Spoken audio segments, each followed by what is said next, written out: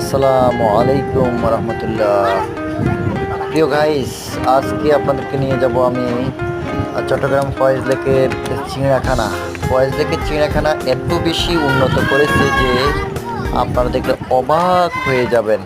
এই যে দীর্ঘ প্রায় মনে হয় যে 5,000 ফুট উপরে বিশাল এক সিঁড়ি করেছে। সিঁড়িগুলো দুপাশে এত সুন্দর, ডানে মামে মেয়েরা কত সুন্দর করে বসে থাকে এবং জায়গাটা অনেক সুন্দর। এই যে আমার সাথে আছে আমার দুই মামা, ওরা অনেক দূর দূরান্ত থেকে প্রায় 300 কিলোমিটার দূর রাস্তা পাড়ি দিয়ে এই চট্টগ্রাম শহরের চিড়িয়াখানা দেখতে আসছে।